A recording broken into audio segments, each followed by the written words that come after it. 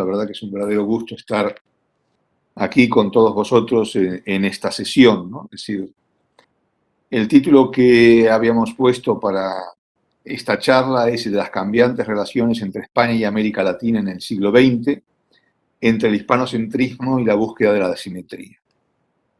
Quizás antes de entrar de lleno en la problemática a tratar, me gustaría tocar algunas cuestiones previas en torno a la terminología a adoptar, en torno a la terminología a seguir. ¿De qué hablamos? ¿Hablamos de Hispanoamérica? ¿Hablamos de Iberoamérica? ¿O hablamos de América Latina? Por supuesto que el listado, el repertorio es todavía mucho más amplio. Hablamos muchas veces de Nuevo Mundo, hay quien en su momento habló de Indoamérica. Los indigenistas hablan incluso de Abya Yala, que es la denominación que algunas tribus utilizaban antes de la llegada de Colón para referirse al continente americano. Veo que en este ciclo se ha usado o se utiliza fundamentalmente el concepto de Hispanoamérica, que es un concepto muy vinculado al de hispanidad, es un concepto muy utilizado también durante el franquismo y que, sin embargo, nos da una idea, o precisamente por eso nos da una idea de una cierta magnitud hispanocéntrica que no es compartida en América Latina, que no es bien vista en América Latina. Un ejemplo sobre esta cuestión, y tiene que ver con la presentación del número 1 de la revista Misionaria Hispánica, que era una revista cuatrimestral editada por la sección de misiones del Instituto Gonzalo Fernández de Oviedo del Consejo Superior de Investigaciones Científicas, cuyo primer número salió en el año 1944. Pues la presentación de este número corría a cargo del generalísimo Franco, de Francisco Franco, que entonces escribió: España se ha debatido durante 3 siglos, dando vida a otras naciones. 3 siglos durante los cuales España se desangró llevando sus mejores cabezas, sus mejores guerreros, sus más inquietos hijos a las tierras de América, a dar su vida a otros pueblos, a crear otras naciones, bajo el signo de la cruz, hasta circundar el planeta. Esto evidentemente nos sitúa en el contexto de ese mensaje de alguna manera o de ese proyecto civilizatorio que hoy se realza tanto desde algunos sectores intelectuales y políticos en torno a la labor de España en Hispanoamérica.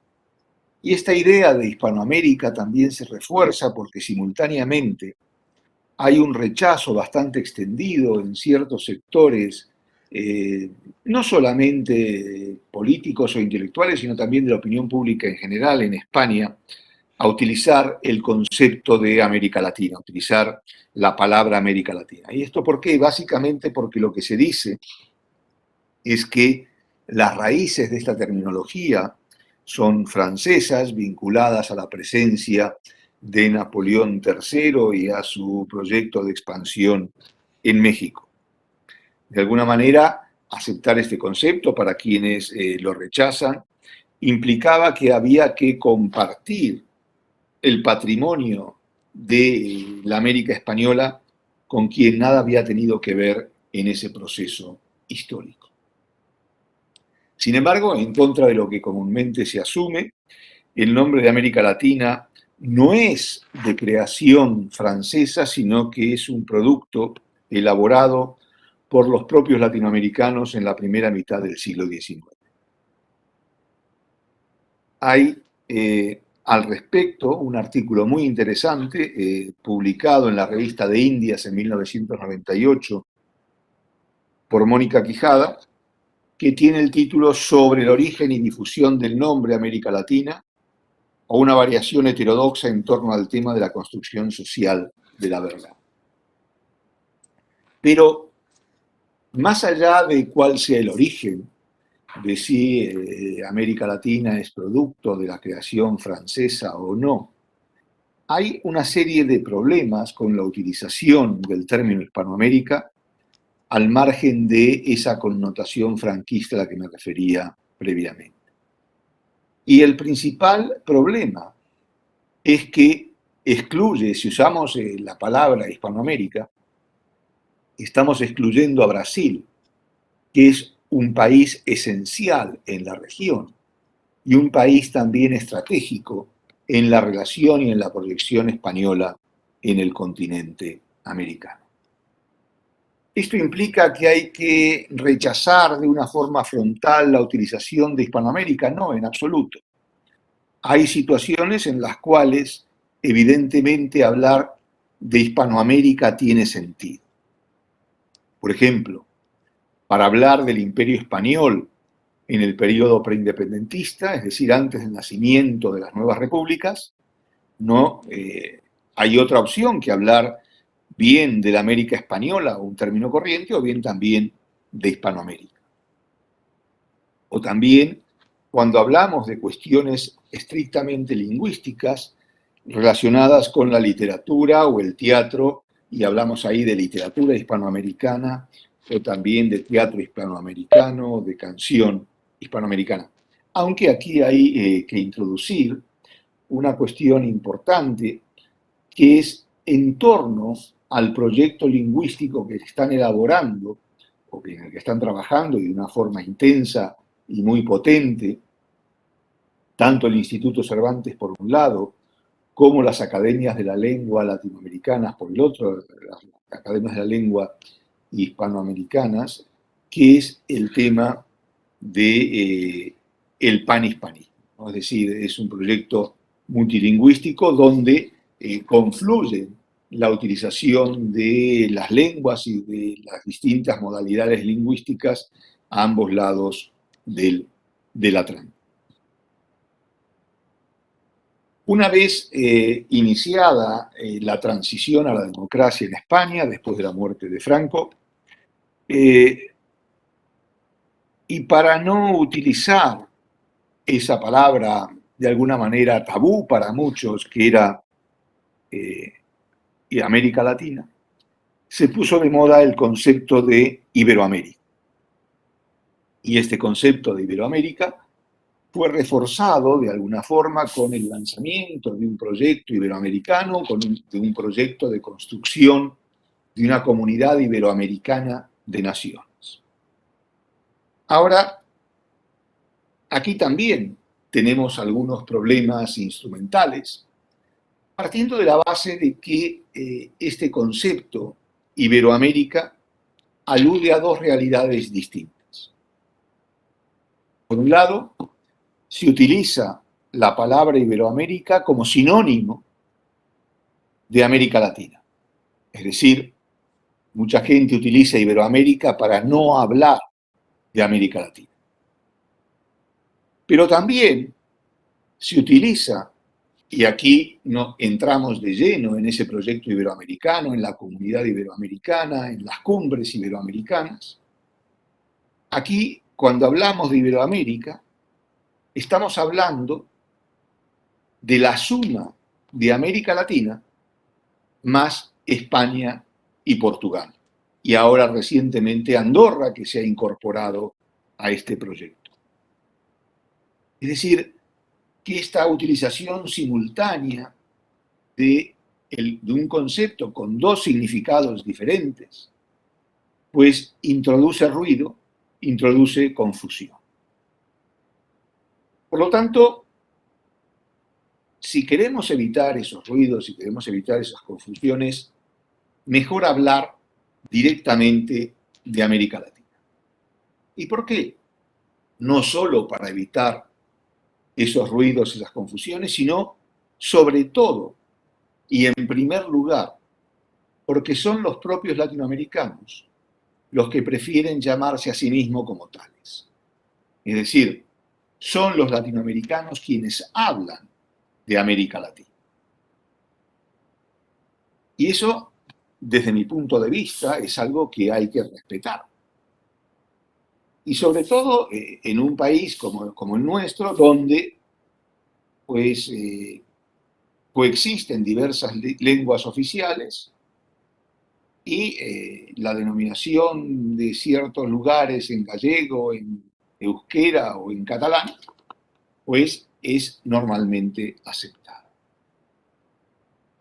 Y en segundo lugar, porque el único lugar del mundo, el único país del mundo donde se habla de Iberoamérica es en España.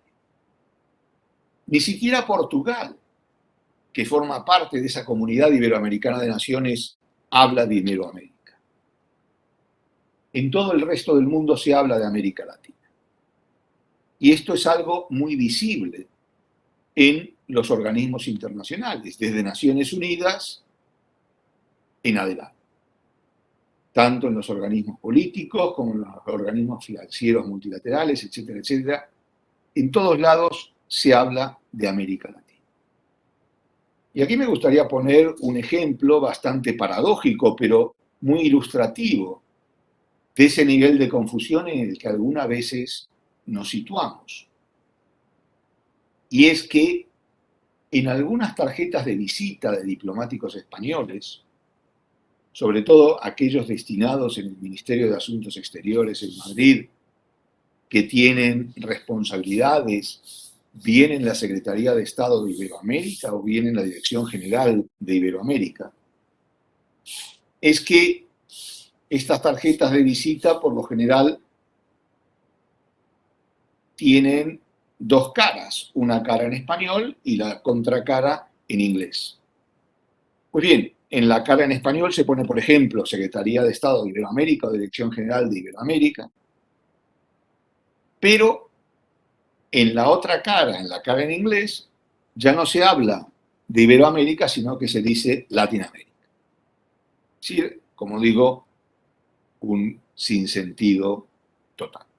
Por lo tanto, y para concluir esta parte introductoria, yo creo que es mucho más sencillo, más eficaz, más directo hablar de América Latina.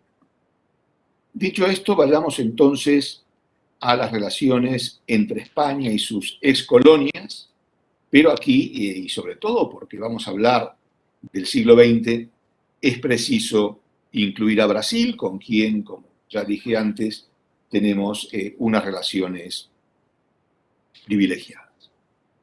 El tema de las relaciones entre España y América Latina a lo largo del siglo XX es complicado, sobre todo teniendo en cuenta los precedentes históricos, la manera en que se produjo la emancipación, y de esto ya habéis hablado en sesiones previas, y también, sobre todo, por el complicado proceso de reconocimiento de las independencias latinoamericanas por parte de la corona española, del Estado español.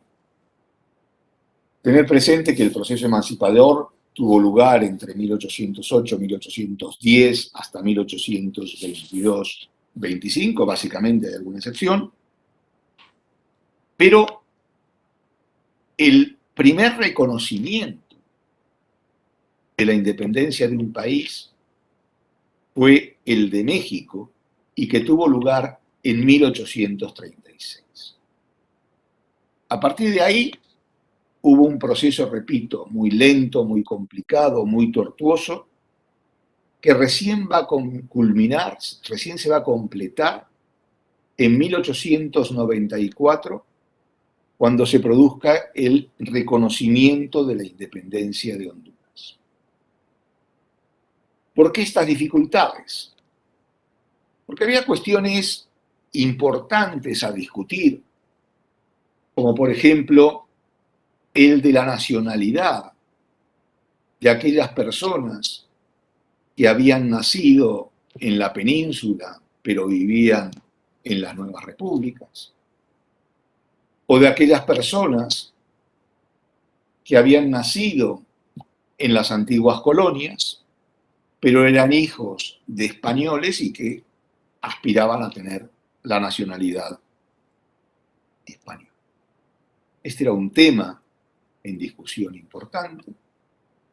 Otro tema era el de las reparaciones bélicas, los daños producidos durante la guerra y quién debía correr a cargo de esa factura. Y finalmente, el de la deuda. Y todo eso complicó enormemente este proceso de reconocimiento y, por lo tanto, el de la normalización de las relaciones políticas entre las nuevas repúblicas y España, lo cual no impidió, sin embargo, que, por un lado, los circuitos comerciales siguieran abiertos, aunque evidentemente hubo otros que tuvieron un protagonismo mayor, como por ejemplo el comercio de Gran Bretaña o Francia en América Latina, o el de Estados Unidos en algunas regiones de América Latina. Pero también, como veremos más adelante, el tema de los flujos migratorios. De todas maneras, sí habría que señalar, porque es importante, sobre todo a la hora de establecer comparaciones, este lento proceso de reconocimiento de las independencias con la rapidez con que el Reino Unido reconoció a las 13 colonias que se habían emancipado en 1776. Y esto permitió que la relación histórica entre el Reino Unido y sus antiguas colonias fuera bastante diferente de la relación entre España y sus antiguas colonias.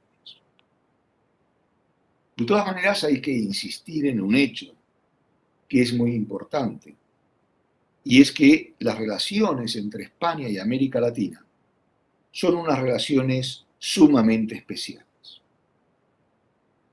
Unas relaciones marcadas, por un lado, por lo que podríamos describir como el aporte civilizatorio del cual habíamos hablado antes, es decir, por ese legado de España indudable en torno a la lengua, en torno a la cultura, en torno a la religión.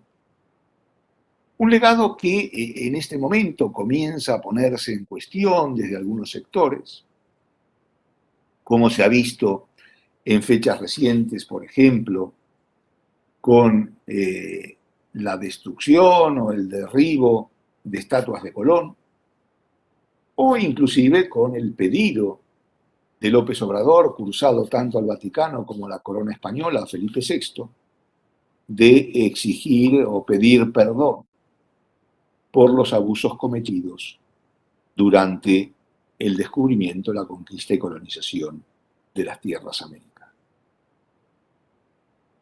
Pero si, por un lado, tenemos ese aporte civilizatorio, por otro lado, estas sólidas relaciones hispano-latinoamericanas están basadas, están fundadas en estrechos lazos personales, familiares y sociales.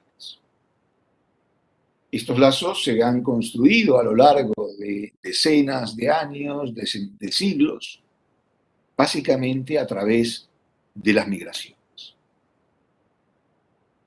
Hasta las independencias, estas migraciones tenían básicamente un sentido, es decir, desde la península hacia las colonias americanas.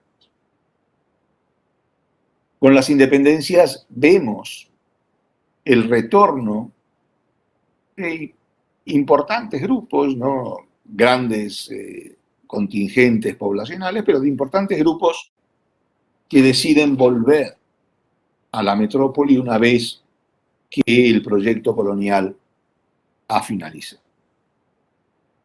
De todas formas, ese sentido de las migraciones, es decir, hacia occidente, de este a oeste, se va a prolongar en la época de las llamadas migraciones masivas, que tuvo lugar básicamente entre 1850 y 1930, en el cual millones de españoles van a buscar refugio, van a buscar asiento, van a buscar trabajo, van a buscar oportunidades en países como Argentina, como Brasil, como Uruguay, como Venezuela o como Cuba o incluso Chile, la mayor parte de estos países situados en la vertiente atlántica del continente americano.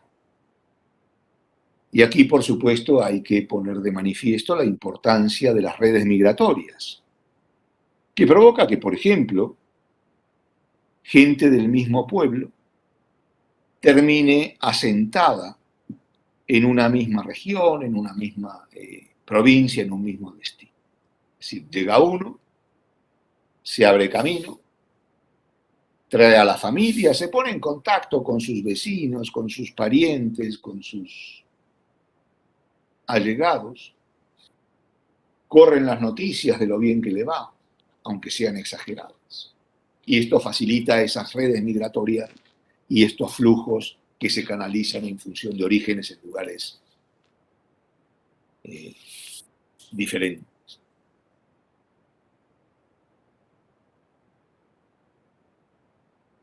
Luego vamos a ver cómo en los años 60 de este siglo, perdón, del siglo pasado, también va a haber una abundante migración española a Venezuela. Eran épocas difíciles en la península ibérica, épocas en la cual mucha gente buscaba trabajo en Europa. Pero Venezuela, que entonces atravesaba, a diferencia de ahora, que tiene serios problemas sociales, económicos y políticos, una época de gran bonanza, a tal punto que se hablaba de la Venezuela saudita por la riqueza generada por el petróleo, hubo importantes flujos migratorios. Del periodo anterior, de ese periodo de las migraciones masivas, 1850-1930, no solamente nos queda el testimonio de muchos migrantes, sino también queda el testimonio de muchos de los que fueron y volvieron. No todos los que iban y volvían, ni todos los que iban hacían las Américas, pero algunos de los que iban, volvían y podían contarlos, se incluyen en el selecto grupo de aquellos que conocemos como los indianos, y que en toda la cornisa cantábrica se destacan porque dieron lugar a una arquitectura bastante peculiar. Pues este flujo, que hasta entonces había tenido básicamente un sentido, cambia a mediados o en la segunda mitad del siglo XX, sobre todo en la década de 1970 o en las décadas de 1970, 1980, especialmente tras la muerte de Franco, cuando una serie de exiliados políticos, de gente que huía de las dictaduras que estaban teniendo lugar en distintos países de América Latina, sobre todo del Cono Sur, empiezan a buscar refugio en España. Y a partir de comienzos del siglo XXI, coincidiendo con el gran salto migratorio que tiene lugar en este país, que pasa prácticamente de ser un país de una homogeneidad social considerable a tener más de un 10% de la población migrante. En esa época se produce el gran salto migratorio latinoamericano en España. Empiezan a llegar masivamente por distintos motivos, básicamente económicos y en algunos casos también políticos. Gentes provenientes de Ecuador, de Colombia, pero también de Paraguay, de Bolivia, de Argentina, de la República Dominicana, de Perú, y podríamos seguir con un largo etcétera. Y luego, cuando se produjo en 2008 la grave crisis económica de Lehman Brothers, pues lo que vimos es que comenzó un nuevo flujo migratorio muy especial, muy característico, sobre todo de jóvenes en busca de trabajo, jóvenes bien cualificados, desde España a América Latina. Pero más allá de esto, más allá de este peso de las relaciones personales, familiares y sociales,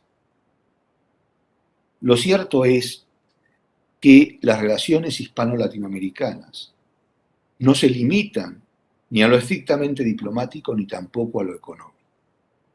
Se dan en todos los ámbitos, en el ámbito científico, académico, cultural, deportivo.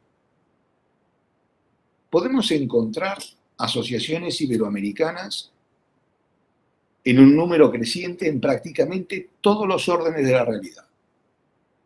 Desde una asociación iberoamericana de chefs a una asociación iberoamericana de odontólogos o de podólogos. Da igual. En cualquier área vamos a encontrar algo que vincule a lo español con lo latino. Y desde los años 90 del siglo pasado, también vimos un nuevo desembarco de la inversión española en América Latina, lo que dio lugar a que se empezara a hablar en algunos países del continente de los nuevos conquistadores. Y esto me permite entroncar con otro tema que es importante, que es el de la imagen de España en América Latina. A partir de la independencia, la imagen de España en América Latina es una imagen totalmente negativa. España se presenta como un país rural, atrasado, católico, un país desconectado de la ciencia, un país replegado sobre sí mismo, un país autoritario, un país poco proclive a la democracia. Y esto tiene que ver con el mismo proceso independentista. Antes de la independencia, todos los habitantes del imperio eran españoles. Había españoles americanos y había españoles europeos o peninsulares. Pues bien, una de las primeras consecuencias del proceso emancipador es que quienes impulsan la independencia, los americanos, para poder ser plenamente americanos, tienen que desprenderse de lo español. Tienen que dejar de ser españoles americanos para ser solo americanos. En términos freudianos podríamos decir que es algo parecido a matar al padre. Es decir, había que satanizar, había que deslegitimizar la mitad de la propia identidad. Y esto es algo sumamente costoso y sobre todo doloroso. Hay un libro reciente de Miguel Saralegui que trata esta cuestión, que tiene por nombre Matar a la Madre Patria, historia de una pasión latinoamericana. Pero esta idea de cargar de negatividad lo español para reforzar lo americano, que forja esa imagen tan negativa de España a lo largo del siglo XIX, cambia radicalmente a partir de 1898 con la Guerra de Cuba.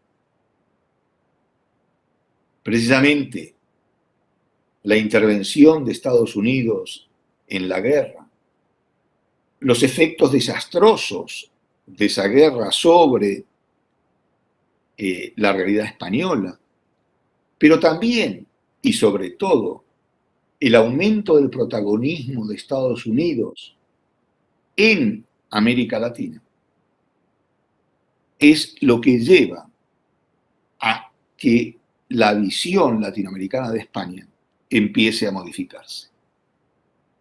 Hasta entonces había primado el panamericanismo, es decir, un proyecto que pretendía de alguna manera construir la unidad latinoamericana, perdón, la unidad del continente americano, no solo contando con las repúblicas de origen español, sino también con Brasil y sobre todo con Estados Unidos. Pero esto, repito, cambia con la guerra de Cuba, y aquí vemos el papel de algunos intelectuales latinoamericanos, como el uruguayo José Enrique Rodó, que en su obra Ariel pone de relieve precisamente ese papel que debía jugar el vínculo con España en oposición a Estados Unidos. Hay otros intelectuales que empiezan a hablar de lo mismo, pero en definitiva, aquí es importante resaltar dos cuestiones. Por un lado, se empieza a poner de relieve y cada vez de una forma más manifiesta el papel de lo que se va a llamar el imperialismo norteamericano o el imperialismo yanqui en América Latina. Y por otro lado también las ventajas o lo que suponía esos vínculos, esa relación con España, ese producto mestizo que era la realidad de alguna manera latinoamericana. Es entonces, en los primeros años, en las primeras décadas del siglo XX, cuando comienza a implantarse en distintos países de América Latina, pero también en España, la conmemoración del Día de la Raza coincidiendo con el 12 de octubre, con el descubrimiento de América. También en la década de los 20, durante la dictadura de Primo de Rivera, y gracias al impulso de personajes como Ramiro de Maeztu o el sacerdote de origen vasco Zacarías de Vizcarra, también se empieza a difundir esta idea de la hispanidad. Y aquí vamos a ver precisamente un roce entre quienes pretenden cambiar esta idea del Día de la Raza por la idea del Día de la Hispanidad, que ponía el acento, sobre todo, más en el papel de España que en el papel de los países y las sociedades latinoamericanas. Y es aquí, en torno a la dictadura de Primo de Rivera, donde comienza a emerger este fenómeno del hispanismo, de la hispanidad, que se va a reforzar de una manera muy importante, muy central, tras la guerra civil y sobre todo con el franquismo. Y esto nos lleva a hablar también de cómo van cambiando las imágenes que hay en América Latina acerca de España. Es cierto que la imagen de un país en otro se asienta sobre estereotipos que son muy difíciles de cambiar. Pero también es cierto que determinados acontecimientos tienen, cuando ocurren con una fuerza particular, tienen una incidencia muy especial en la formación de las imágenes, en la recreación de las imágenes. Y esto ocurre básicamente en dos periodos del siglo XX de una manera muy especial. Por un lado, con la guerra civil y el franquismo. La guerra civil no solo dividió a la sociedad española en dos bandos irreconciliables, también dividió a buena parte de las sociedades latinoamericanas en dos bandos. Uno que apoyaba a la República y otro que apoyaba a los alzados del bando nacional, o del llamado bando nacional. El otro momento es el momento de la transición a la democracia en España después de la muerte de Franco. En el momento del franquismo, hay una parte de la sociedad y de los sistemas políticos latinoamericanos más próximos a la realidad del gobierno español y otros totalmente. Cuando llega la transición, se produce en América Latina una sorpresa bastante generalizada ante el rumbo pacífico que estaba tomando el proceso político en España. Cuando todo el mundo esperaba que la violencia recomenzara otra vez, que la polarización se instalara en la política española, ocurrió todo lo contrario. De esta manera empieza a proyectarse una imagen de España como país moderno y europeo, de España como país democrático y plural, una España que se incorpora rápidamente a la Unión Europea, una España que crece económicamente a tasas realmente sorprendentes. Y aquí, evidentemente, hay un protagonista bastante peculiar, que es Felipe González, que tiene una presencia, una proyección en América Latina muy amplia, todavía hoy reconocida, y un Felipe González al cual se apodaba en muchos países de la región de manera cariñosa como Felipillo. Esto desde el punto de vista de la imagen. Pero ¿qué hay de la política exterior española?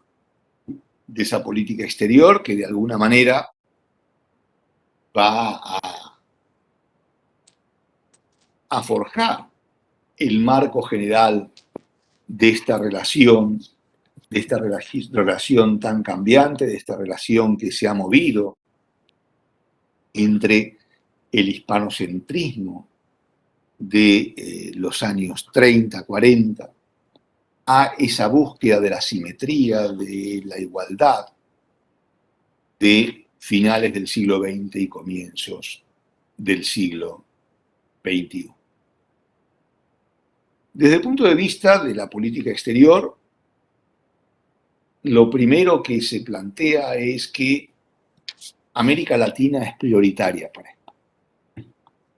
O dicho de otra manera, que América Latina es una prioridad de la política española.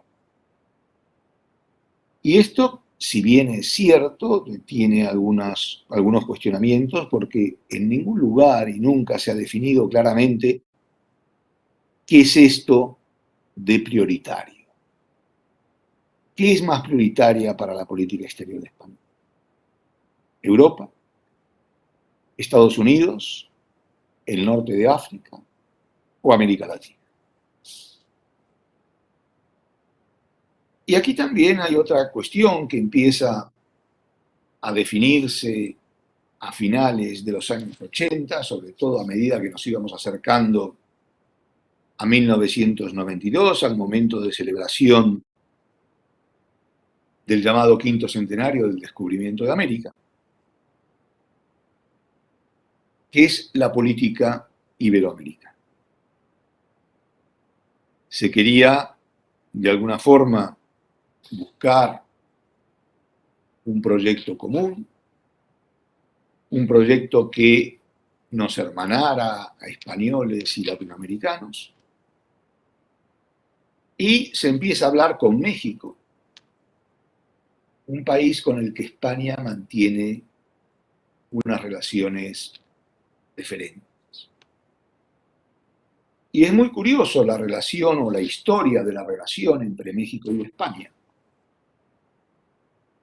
porque México fue el único país latinoamericano que en ningún momento reconoció al gobierno de Francisco Franco. México siempre mantuvo relaciones con la Segunda República o con el gobierno en el exilio de la Segunda República, aunque fuera esto algo meramente testimonial. Pero los sucesivos gobiernos mexicanos rechazaban de forma sistemática tener relaciones con el franquismo. Pues bien, iniciado el proceso de transición, con Suárez como presidente de gobierno y Marcelino Oreja como ministro de Exteriores, se inicia una rápida negociación que permite restablecer rápidamente la relación perdida. Y en pocos meses, esta relación adquiere una madurez como si nunca hubiera estado interrumpida. Pues bien, es entre México y España que se comienza a forjar toda esta idea de convocar a las cumbres iberoamericanas. A tal punto que la primera cumbre se va a celebrar en Guadalajara, México, en 1991. Y solo la segunda, la de 1992, va a tener lugar en Madrid. Recordemos que ese año, 1992, el año del quinto centenario, es cuando también se celebra la Expo de Sevilla.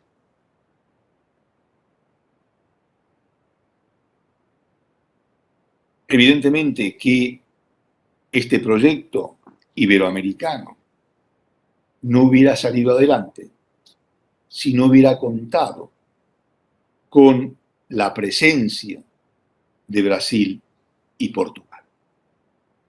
Y esto vuelve de alguna manera a incidir en esa importancia o en la necesidad de incorporar a Brasil en nuestros análisis sobre América Latina. Las cumbres iberoamericanas rápidamente se transformaron en un suceso muy exitoso. Y esto se debe a varias causas, sobre todo porque si comparamos la realidad de entonces, de la década de los 90, con la realidad actual, las cosas han cambiado enormemente. A tal punto, por ejemplo, que estas cumbres que hasta hace muy poco se celebraban de forma anual, han tenido que espaciarse en el tiempo y convertirse en bienales. Uno de los motivos que explican el éxito de estas cumbres es que entonces, estamos hablando de 1991, no abundaban reuniones de alto nivel, reuniones de jefes de Estado y de gobierno como estas. Y para los presidentes latinoamericanos era una de las pocas ocasiones en las cuales podían estar en contacto unos con otros y tomar decisiones conjuntas, en el caso de ser posible. Pero la segunda causa, y muy importante, que explica el éxito de las cumbres durante mucho tiempo, es que uno de los invitados a participar en las cumbres era Cuba. Y con Cuba, obviamente, Fidel Castro. En aquel entonces, Cuba no tenía prácticamente relación con ningún país de América Latina o con muy pocos países latinoamericanos. Cuba estaba relativamente aislado, no solo del continente, sino del mundo. Más allá de sus contactos, obviamente, con el bloque soviético, con el bloque de los no alineados. Pero recordemos que estamos en 1991, que el muro de Berlín había caído hacía muy poco y que había una fuerte apuesta por redemocratizar Cuba. Y la vinculación a las cumbres iberoamericanas debía ser uno de esos caminos. Sin embargo, la resiliencia del régimen castrista a ser democratizado explica en buena parte lo ocurrido. En esta época, en este momento,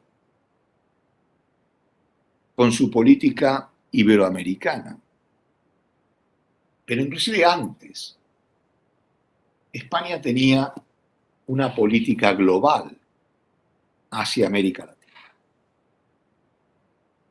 Una política que de alguna manera suponía una especie de café para todos, es decir, tratar a todos los países latinoamericanos por igual, con independencia de su tamaño, con independencia de las relaciones o de la potencia de las relaciones políticas, económicas, sociales, culturales con España,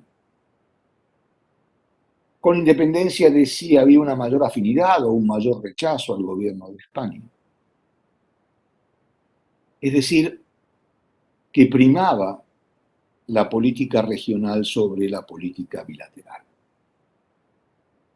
En ese entonces eran muy pocos los países del mundo que tenían una política de conjunto para toda América Latina.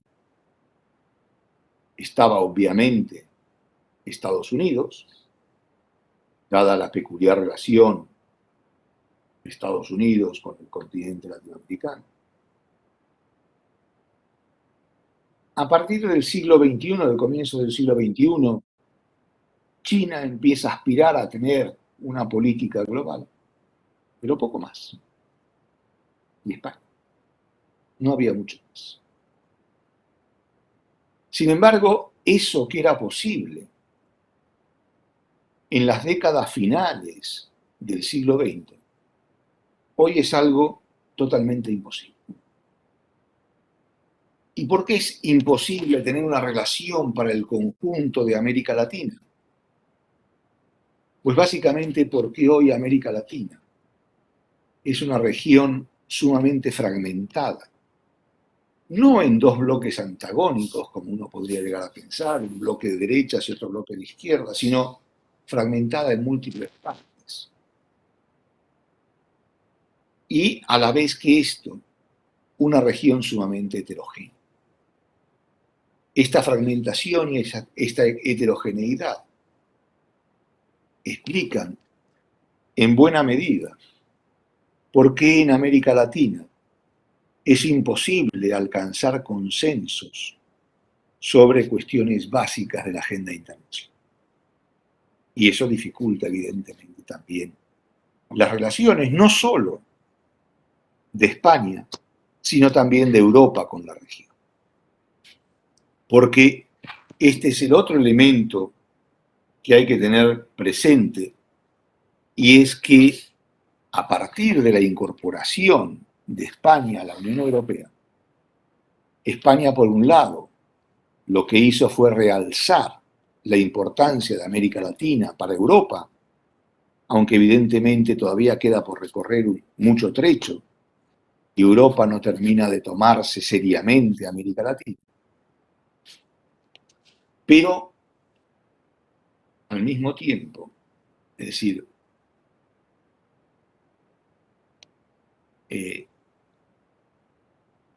la cuestión latinoamericana y la política europea se transformó en un elemento esencial de la política exterior española hacia América Latina. Es decir, que hoy, y con esto voy a terminar, la relación entre España y América Latina no se puede entender totalmente si no contemplamos también el papel jugado por Europa en esta construcción. Y esto nos explica, por ejemplo, por qué España tiene tanto para decir en Bruselas en torno a América Latina. Gracias.